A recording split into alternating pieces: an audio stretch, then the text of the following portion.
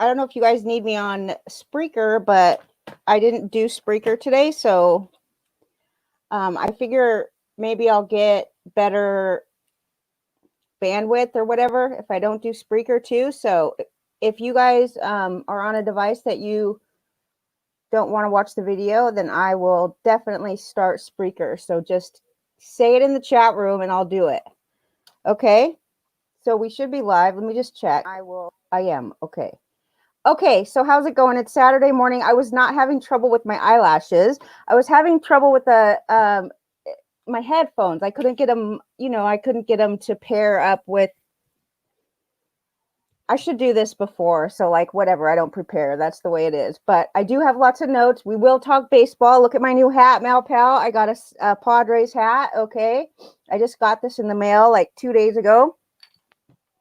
I actually ordered it right before the playoffs started. I was really hoping that it would get here before the Padres dropped out, but that didn't happen. So whatever. I love it. Yesterday, so I put the link to the mock draft that we did in the chat room, and I think that it's pretty interesting. I do want to talk about it a little bit. Last week, we talked about some players that were really disappointing this season, and what maybe looked at the reasons why they were disappointing, and perhaps try to determine if they were worth drafting at a discount this coming season. This week, we will talk about some players that I feel like people like. Lenny doesn't like my team, right? The team that I drafted was based on 2020, 2020 stats. And I think that depending on how much, I know that Alcola, Stardog, like have both mentioned to me that they don't put a lot into the 2020 stats. And I understand that. So I think that going into this mock draft, I don't really know that we were all using the same statistics. Like, what were we using to create a team? Because nobody's made projections yet for 2021. And really, for me, I drafted players that did well in 2020. And so anyway, I was like, Lenny, do you like my team? He was like, no, you have. Hold on a second. Let me tell you who he said. He said stuff like, you have Jurickson Profar, Brandon Nimmo. He's not a fan of Brandon Nimmo, even though I don't know why he's not a fan of Brandon Nimmo, because Brandon Nimmo bats leadoff, and he is really high on, Lenny doesn't read Ron Chandler's Babs, and I do read that. So Brandon Nimmo was one of the players that Babs thought would be, that has a decent set of skills, right? So he got 33 runs and 18 RBIs, 8 home runs, and a stolen base. So, like, anyway, he didn't like my team, and I understand, like, there's players on my team that, Wilmer Flores, for instance. Wilmer Flores, though, was really pretty darn good. I mean, he has stats that he has 32 RBIs and 30 runs.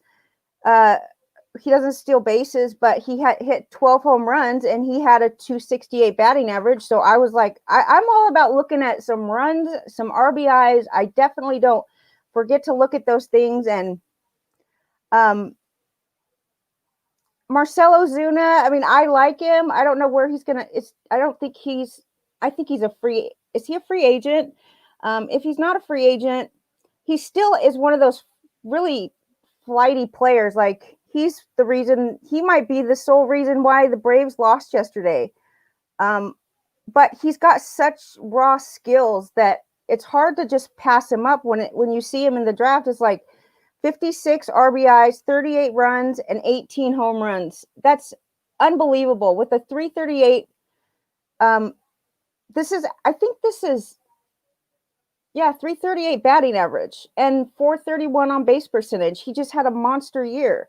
So anyway, what I did was I ranked this draft based on 2020 stats. And then Lenny was like, oh, but you included the bench players. Why would you do that? I understand what he's talking about, like you can't play this many players. We have a bench in this mock draft, so I think it just makes it so much easier to just draft only the amount of players that you want to rank. So like only active players, or like why are we mock drafting bench spots? I don't think it just makes it more difficult. Anyway, it took me a while to put this together because it's the first one of the year. I had to import all the stats, and of course, there's mistakes in the formulas and stuff like that. But I did go through and I made sure that everybody had the right players. Like some of the players weren't showing up because they didn't play at all last year, so I had to like compare what you drafted with the players that you had showing up with stats. And so like Dan, I noticed, nice to see you, Dan, too. I noticed that you love youngsters, right? So he drafted players that haven't even been to the major leagues yet, like Scooble and Wander Franco, Tristan McKenzie, and I totally see value in that. Unfortunately, it wasn't gonna get you ranked high in this particular draft grade or whatever. So like you probably got like a D plus because you have several players on your team that didn't play last year. That doesn't mean that you don't have a good team. It just, we'll figure out as we move along. Usually I am not even close to starting the draft guide, like start working on the draft guide, but every year my draft guide gets better and better, and I know for sure that it's a great draft guide. So I'm actually kind of excited. Usually right now we are in Arizona or we're not home. And the fact that we're home right now and the fact that like baseball was only 60 games, I feel like I didn't get my fill. So I'm actually like starting to work on the draft guide as we speak, It does help to have the baseball forecaster and some other things that I use, like baseball prospectus and stuff, just to get different points of view. That's what I take a little bit from everywhere, and then I say okay. But the baseball forecaster is a huge. I think you could see all my baseball forecasters up on my bookshelf. But anyway, the rankings, the totals, it's kind of backwards. Actually, the rankings are the actual stats. That's the page with all the stats on it. And then the totals is where you want to look to see how you did. So I think that with such a short season, it's really hard. Like Tito Luna crushed everybody. And as far as like, I don't know what, I bet you there's got to be some kind of addition problem here with Tito Luna. Because he's got, look at his numbers, like compared to everybody. Look at his numbers. It's really unbelievable how, like, he has 81 stolen bases and nobody else has that. Nobody else even has, like, the next highest stolen base is like 43. So he's got double what everybody else has. Let me check it out. Anyway, it's not time for me to check this out, but like Tito Luna had an amazing team, very well rounded. Like he, if you look at his rankings, he ranked highest in home runs, in stolen bases, in runs, in on base. Like he's across the board, and he only drafted one closer, and he finished in the middle of the pack for saves. And every year stolen bases and saves are really kind of like the wild card, if you will. Like it's always interesting to see how many closers do I need, how many saves do I need to just at least finish in the middle of the pack so that I don't or how many stolen bases do I need to you don't want to finish first in stolen bases, because if you do, your team is going to be horrible. The goal is to finish like right in the middle of the pack with stolen bases, because just most guys with a lot of speed, they don't have a lot of other things to offer. But Tito Luna, like every player that he has, every player on his team steals bases. He drafted a really well-rounded team. So he gets like 5, 6, 7 stolen bases from every hitter. And if you think about that, it's kind of unbelievable, because if you multiply everything by 3, that's over a full season what it would be. And so basically like every hitter that he has stole at least 15 bases in a full season. And some of them still like 30 bases, like John Birdie or Trent Grisham had a great season. Dylan Moore stole 12 bases. Wait a minute. Ohtani, I'm not feeling it here. Did Ohtani even play? I don't recall Ohtani even hitting last year, but maybe he did. Maybe he did. 7 homers and 7 stolen bases. Could that be right? Let me look in the chat. Talk to me. I counted reserves. Yes, I do. Hi, White Sox Al. Nice to see you. Let me check this out. I want to know if Shohei Ohtani hit this year. Did he play? I don't recall him playing at all. He thought he had a home run, and this happened.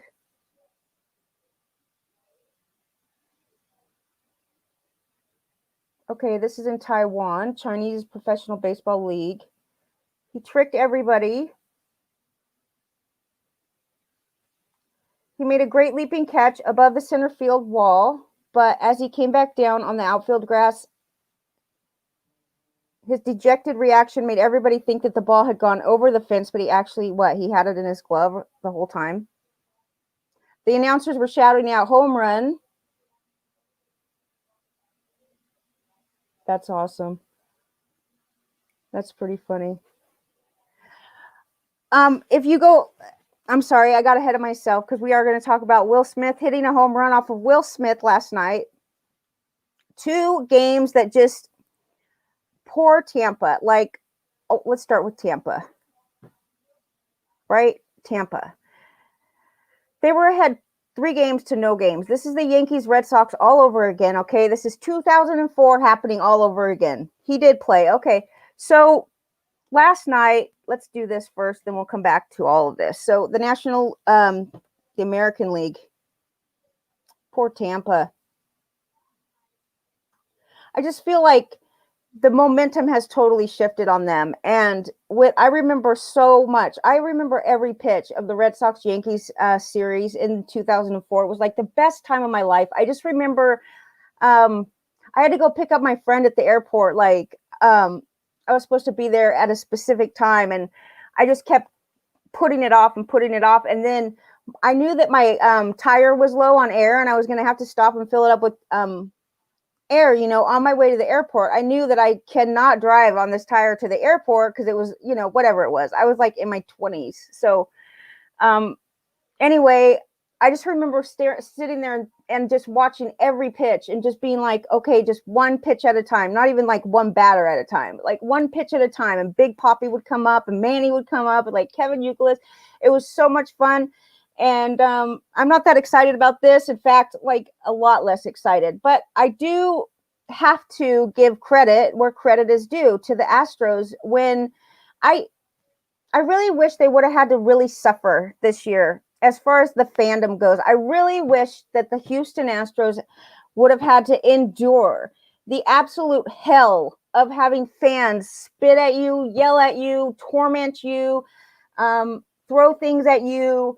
I do think that it was going to be up to the fans to punish the Astros because they were not being punished, and they still are never going to get punished at this point because you can only stay angry for so long, right? Like, it just goes away. Luckily for the human existence, anger does go away on its own. But like, I really think that they deserved to have that happen to them. And I would root for the Yankees before I would root for the Astros, if that tells you something. But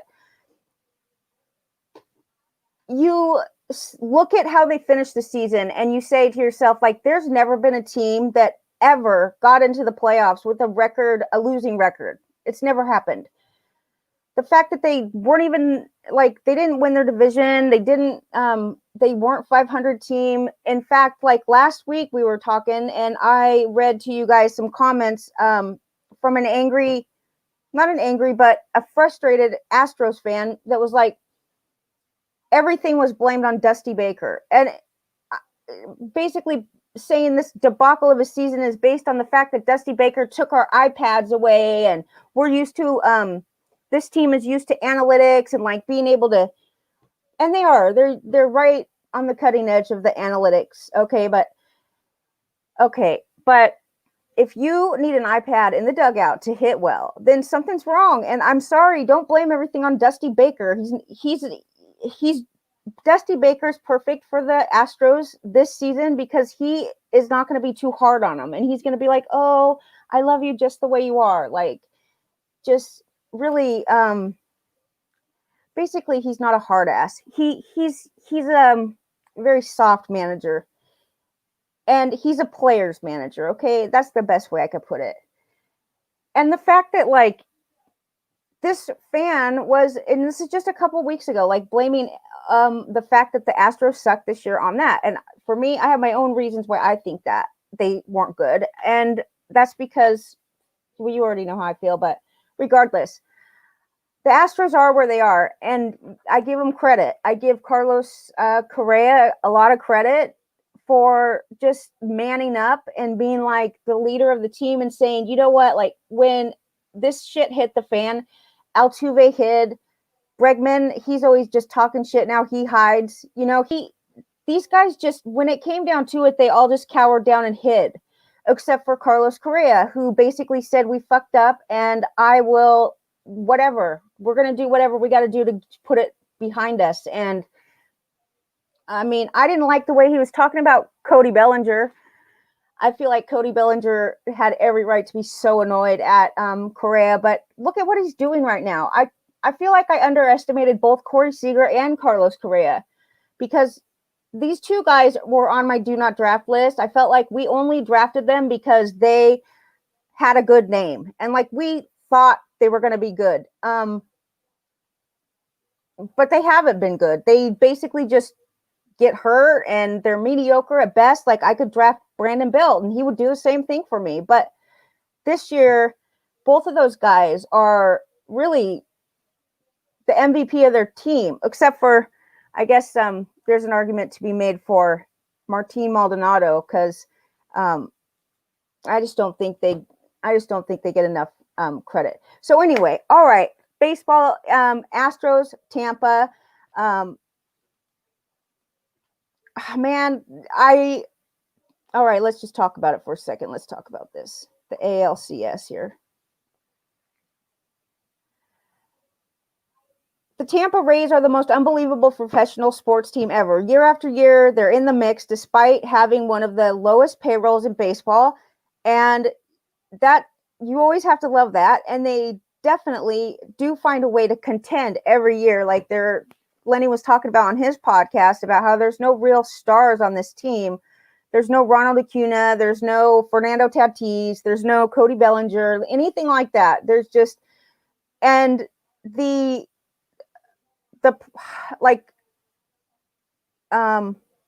anyway,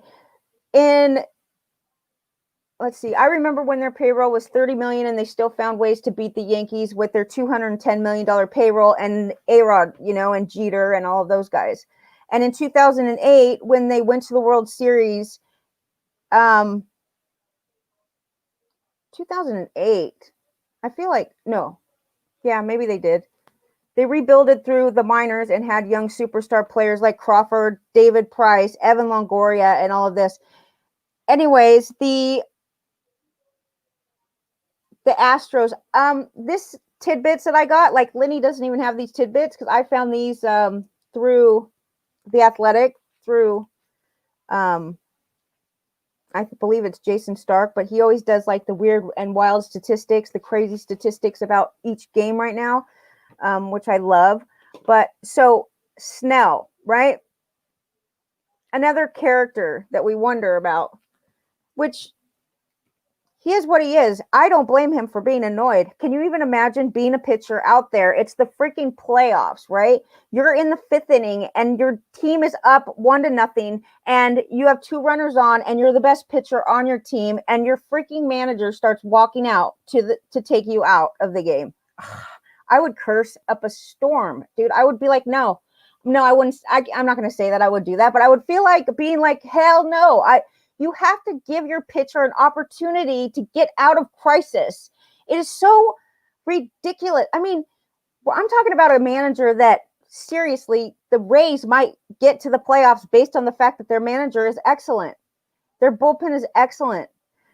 The bullpen, Diego Castillo, okay, in 6 postseason appearances, Castillo has not given up any runs, okay, until yesterday. That was a bad idea. But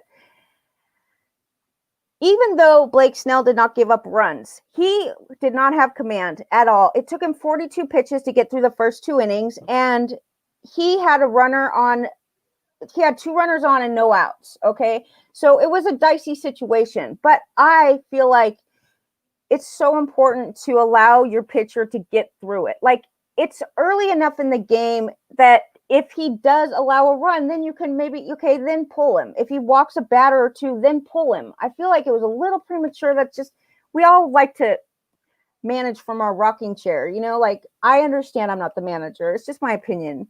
Only 45 of 82 pitches that he threw yesterday were strikes. And the Astros they were not swinging at bad pitches. They swung and missed only 8 times in the entire game. So Cash comes out. Snell is pissed and very frustrated. I don't blame him. The Rays relievers, I told you, in 6 postseason appearances, Diego Castillo has been excellent. He has not given up a run. The relievers in total, like the bullpen for Tampa, had stranded all 21 inherited runners in the postseason to that point. It was the longest streak ever, okay, to start the playoffs. And by the time Castillo got out of the inning, he had faced 8 batters, and the Astros went from being down 0-1, okay, 1-0, and turned it into a 4-1 lead. Okay, so now it's 4-1 going into the 6th inning. In the 8th, Manny Margot. What about Manny Margot? This guy stole a ton of bases last year, and a ton for how short the season was. We all know that he's a speedster, but he just hasn't done shit. He never did anything. I believe he was in San Diego before he came over to Tampa. Whatever it is, he did hit 2 home runs. He really tried to get the Rays caught back up, but it just couldn't because the Astros beat the Rays 7-4. The Rays lost their 3rd game in a row, and that's only the 2nd time that's happened in the last 60 games for the Rays. They're really going to try hard not to become the next, there's only ever been one situation in baseball where the playoff team was down 3-0 and came back and won that. And that was the Red Sox Yankees in 2004. I'm sure that's all over the place. So that's not a big secret, but the momentum, you know what I mean? Like the mental aspect of it, the momentum. I mean, imagine if you're the Houston Astros, you're just pumped up. You're like, they could say whatever they want. We're proving that we're good players. Like we're proving to every doubter, every asshole out there that's doubting us, that thinks we're just a bunch of cheaters. Like we can play the game of baseball. I mean, can you even imagine? There's no possible way to cheat because the ballpark is so quiet. Like you could hear a freaking needle dropping on the ground. You know what I mean? Like nobody's cheating or banging on trash cans. That would be too crazy. So anyway, the Astros finished the 60-game regular season, 2 games under 500. They were 29-31, and they would have never made the postseason in any other year, any other season. No other situation would a team with a record of 20, multiply it by 3, a losing record, basically. The Rays had the best record in the American League, 40-20. That's 667 average, 667 winning percentage. The Astros had the worst record of any American League playoff entrant ever. So, I mean, that's pretty crazy. But 3 years ago, the Astros won their first World Series in Game 7, okay? 3 years ago. I believe, 2017, right? Guess who was pitching Game 7? It was Charlie Morton. Guess who's pitching in Game 7 today? Charlie Morton, but he's on the opposite team. So, that's pretty interesting. 3 years later, Charlie Morton, who pitched in Game 7 for the Astros, now will pitch against them in Game 7 for the Rays. And that's only ever happened one other time in baseball. It was Roger Clemens. He pitched the Red Sox into the World Series in 1986, and then 17 years later, he actually pitched against the Red Sox in Game 7.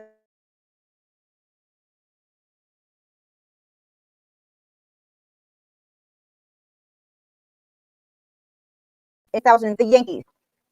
Hold on. Okay.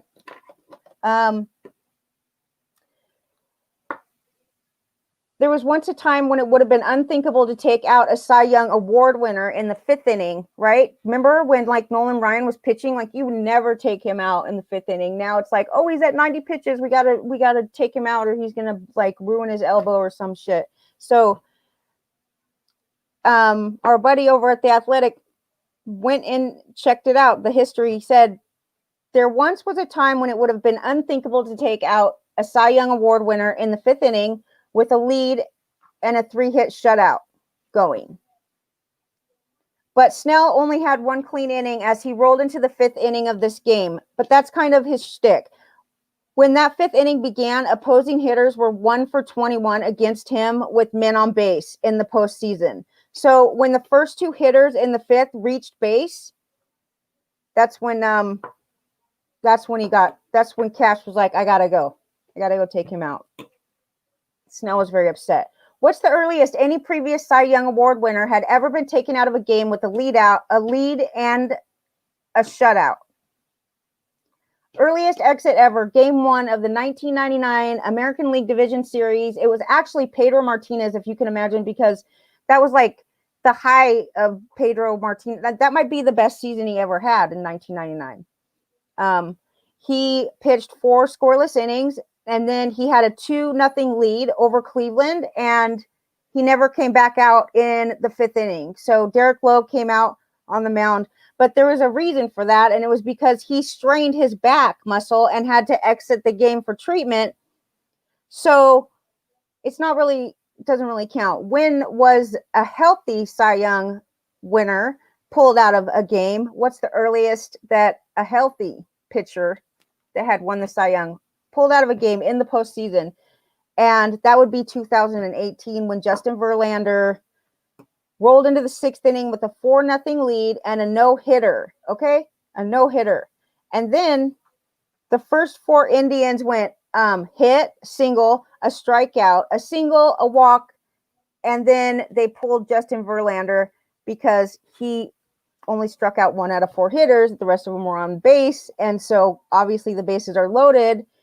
And that was after 5 1/3 innings. So he had thrown 102 pitches. And last night, Blake Snell, I said he threw 82 pitches.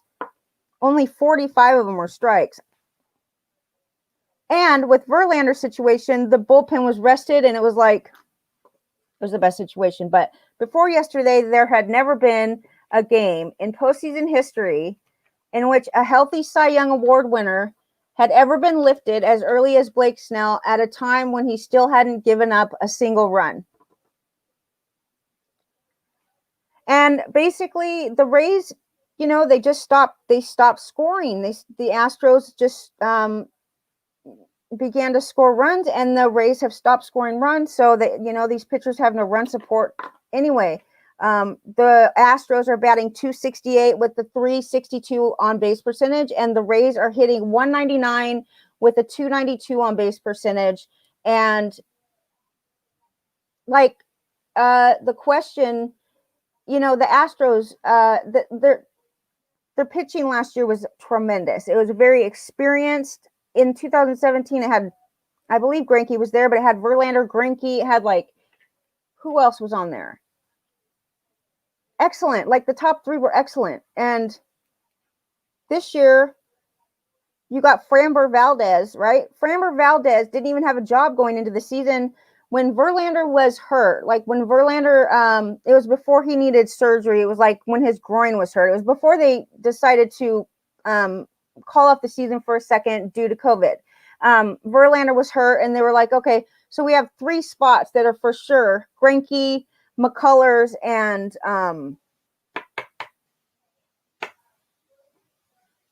Urquidy, I think. Anyway, hold on a second. I have the notes here. Let me just go through the notes and we'll go in order. I'll stop trying to remember stuff. Okay. Framber Valdez, 6 innings, 1 run, 26 years old, lefty. Didn't really like mature like smoothly at all. He was free agent at 21 years old because he had problems with his health. His arm was questionable, and so the Astros basically paid $10,000 for him in March of 2015. His inconsistent control was even going on in 2019. He was not really consistent at all. So they didn't even include him in their postseason, not even in their bullpen. So heading into this season, he's been good. He's allowed only 3 runs in 12 innings in the American League Championship Series and has a 1.88 ERA in 24 innings in the postseason. He was the Astros' best pitcher in the 60-game season, and I really highly doubt that the Astros would even be here if it wasn't for Framber Valdez. So we got to kind of like say, well, what's the chances of him continuing to do this next year? He's 20. He is, did I say 26? So the Astros have only 4 pitchers on their American League Championship Series roster who appeared in the 2019 World Series. It would be Zach Greinke, Urquidy, Ryan Pressly, and Josh James. And combined, those 4, they only accounted for 21 1/3 innings out of the 63 innings logged by the Astros in the 7 games against the Nationals last season. So, like I said, when Verlander went out, there was 2 open spots, 2 rotation spots open. People were fighting for those rotation spots. There were several guys that were looking to get those. So there was Greinke, Lance McCullers, and Urquidy for the 3 rotation spots, and then there was Josh James, Framber Valdez, Austin Pruitt, and Jared Hughes, Davinsky, Brian Abreu, and Peacock. They had Brad Peacock. I don't know what's up with him. Seems like he's permanently injured. Permanently. I think he's old and he needs extra days off. Anyway, so Josh James had a good spring. And he was, we assumed that he would be the guy that would be in the rotation for sure. And then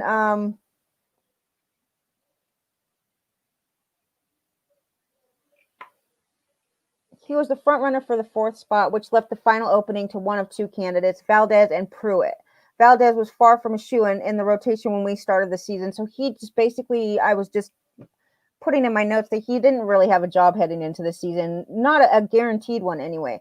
The 8 relievers that we thought would be pitching for the Astros this season: Ozuna, Pressly, Smith, Peacock, Pruitt, Jared Hughes, Davinsky, and Brian Abreu. How many of those guys are actually on the playoff roster right now? And just one.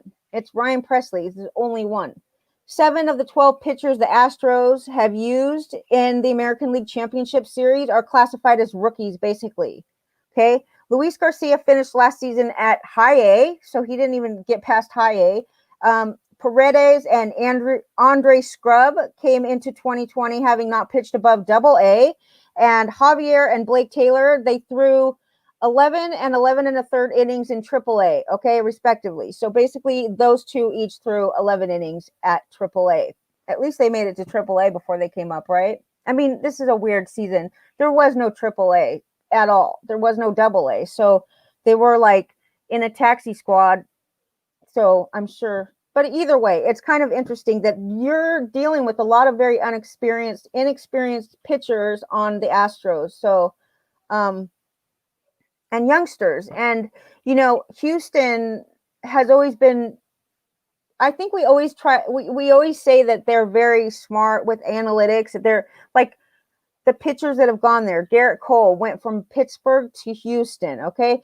And his spin rate Like, I mean, it crazy increased. And he was just such a much better pitcher when he went to Houston. Now, why are these pitchers like all of a sudden really good when they go to Houston? Well, you want to give them the benefit of the doubt and say like, okay, well, they're just really good. And they use analytics and like all these machines and stuff. So they know what's going on. And I mean, I don't know. I am a fan of Trevor Bauer. So I do believe that he says that he's been working to get his spin rate up his whole life. That's all he does in the off season. He just tries to get his spin rate high. And it's very hard to increase the spin rate without putting substance on the ball. So whatever, that's in the past, and they have a whole new batch of youngsters, and I very highly doubt that they're using any kind of substance at this point. Okay, I highly doubt it. So let me check in with the chat room. So the next part of my notes, we have the catcher. Okay, Martine Maldonado. He's 34 years old, but he is very. Hi, Malpal. Okay, hi guys. Fuck the Astros. Totally agree. Hey, Shaman, how's it going today? Stolen bases, overrated. Malpal says he can totally see both sides of the argument as to, whether or not to leave Snell in, since he hadn't given up a run and he was drunk in a rocking chair in college. Me too.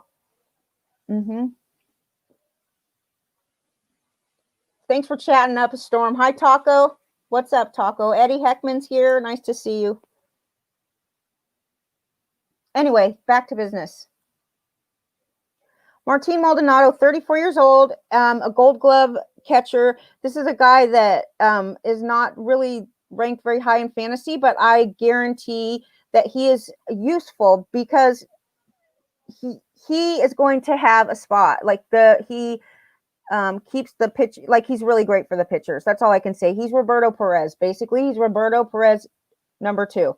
Because Roberto Perez is useful in fantasy for the simple fact that he's got such good defense and he is going to be in every game. The pitchers really rely on him. He's above and beyond any other catcher. And I think that we really do underestimate the value of a catcher.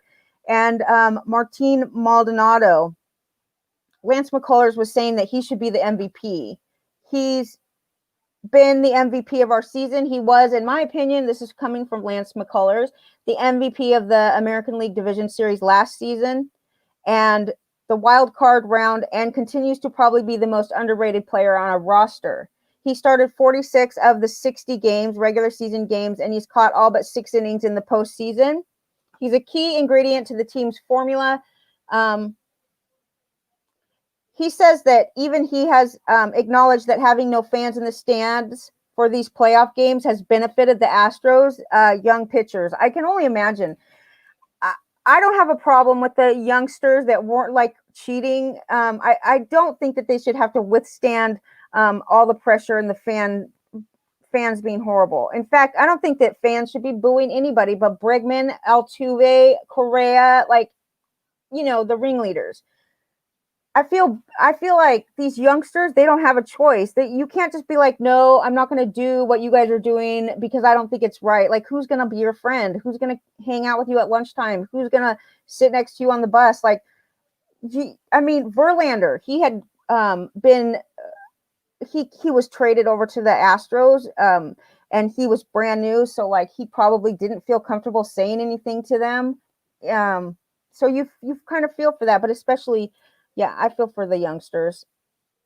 I'm happy they didn't get bitched out. But anyway, Martine Maldonado is a big deal.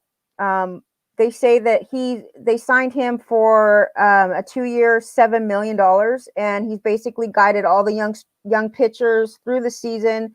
And he says, McCullers said that if we come back and win this series, Martine Maldonado is the MVP. That's just something to keep in mind for next season. So basically what it comes down to today is Charlie Morton against who's pitching for the Astros. I don't care. I'm rooting for the Rays, okay? I'm rooting for the Rays. The National League, Dodgers and Braves. The Braves lost 7-3, and they saw their lead in the best of 7 chiseled down to 3-2. Atlanta jumped out to a 2-0 lead over the Dodgers. who scored 11 runs in the first inning in game 3. And then the next game they lost. So the Dodgers scored 11 runs in the first inning in game 3, and it ended up, the score was 15-3 Dodgers. Okay. And then the next game, it was Atlanta came out and beat the Dodgers 10-2. So it's like, that was game 4. And then game 5, AJ Minter pitched. It was the most innings that this guy's pitched in his career. 3 innings, but he struck out he struck out 7. I think he struck out 7. He was really good. Everything was great until AJ Minter left the game. And then it went to shit. So Dustin May pitched 2 innings, 3 hits, and 1 earned run. He struck out 3. And let's see. I'm trying to find the info on AJ Minter.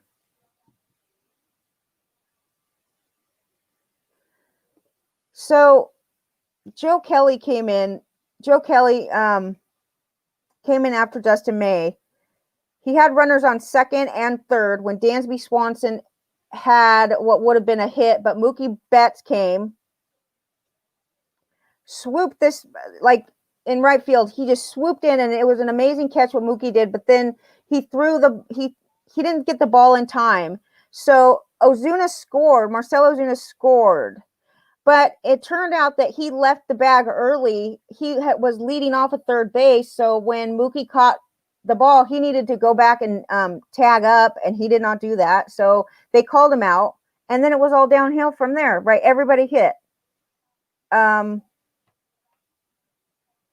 Corey Seeger, Mr. Mediocre, in my opinion, but I don't feel like he's mediocre anymore. I feel like Corey Seager really blossomed into something of a leader this year, especially right now in the playoffs. Like this guy, okay, Corey Seager went 2 for 4, 2 home runs, and 3 RBIs, and he's only the second player in Dodgers history to hit 3 home runs and get 8 RBIs in the postseason series, in one series.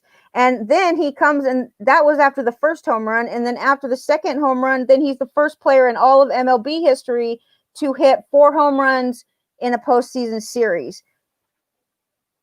Right? So I totally give him credit. Anyway, Will Smith comes into pitch, right? Back to AJ Minter. Okay, this is the first pitcher in Major League Baseball history to make his first career start in a postseason game. And he did strike out 7 in 3 innings, 1 hit, and no runs. And he retired 9 of the 10 batters that he faced. 7 of them were by strikeout, and that was a career-long 3 innings. And he's been around for a while. It's not like he's a youngster, okay? This guy's been pitching for a while. I think I was banking on him as a closer at one point, but, whatever it is. I just wanted to give some love to that. So then anyway, Will Smith comes in and pitches, and Will Smith, the catcher, faces Will Smith, the pitcher, and the catcher, Will Smith, hits his very first postseason home run off of Will Smith. I loved it. It was pretty cool. It was the top of the 6th, 2 outs and a runner on second. There was a hit. Anyway, he got his first postseason home run, went 1-4 with 1 for 4 with a home run and 3 RBIs.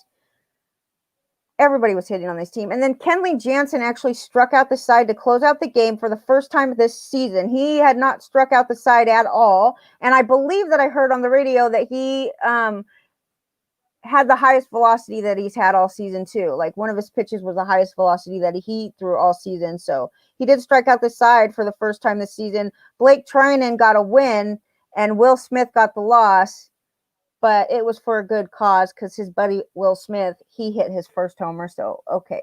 Anyway, the Dodgers scored 7 runs off the Braves bullpen. That included a 3-run homer by Will Smith off of Will Smith. The Braves lost 7-3, and now it's 3-2 in the best of 7 National League Championship Series. Today, it's Max Fried going. That's their best pitcher, really, since injury to Soroka. They've had Max Fried. He's been the best pitcher this season.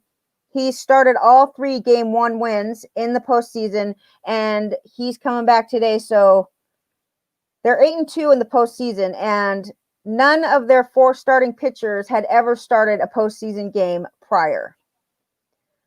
So I told you that they led the series 2-0, then 2-1. Wait, no, this is just yesterday's game. It started out, they were ahead 2 runs to no runs, and then 2 runs to 1 run. And then Marcell Ozuna, bad idea, didn't tag up. And then, like I said, it just went downhill from there. Everybody was hitting. And I think that's it for my notes, you guys. Oh my goodness, look at the time. It's 9:59. I did not plan this out, but this is perfect. So we're going to get ready to do some more mock drafts. I'm getting ready to start the draft guide. In fact, pretty much all the notes that I do for every Saturday show is going in the draft guide. And I want to set up another mock draft. I will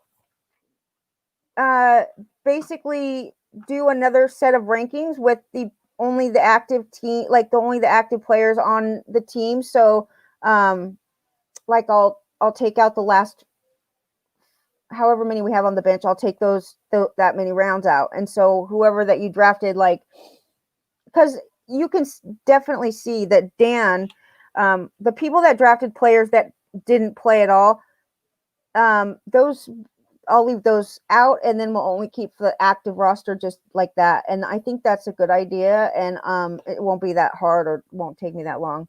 And I think the stats will be a little bit better that way. But let's set up another one and keep mock drafting, because even though Lenny likes to complain, and then Lenny likes to say that everybody else is annoyed, he likes to be like, everybody, people complain, even though, yeah, it's 5 hours. 5 hours is a ridiculous amount of time for somebody to get to draft. I just don't think that we need 5 hours. That's just my personal opinion. But I definitely don't have a problem with the slow draft. I just think 5 hours is like, it's too long. It's just too long. But either way, we shouldn't complain, because why are we in a hurry? We have nothing to do but plan our next pick, and it is fun. And then, we complain about it not being our turn or whatever, but Lenny's the biggest complainer of all of us, for sure. And I'm just totally throwing Lenny under the bus, because it's true. He gets annoyed more than anybody. But okay, so I think we all get annoyed if it's taking too long and we all want to take our pick. But then when it's over, we're like, we don't want it to end. So I will set up another one. I think they're very fun. Hi, Sunny D. Hopefully Sunny D is having a good day. Everybody, it looks like it's going to be sunny out today, Leonard. So we're going to be working on the yard. And everybody, enjoy your Saturday. Enjoy the games today, and we'll see you again. You'll see me around.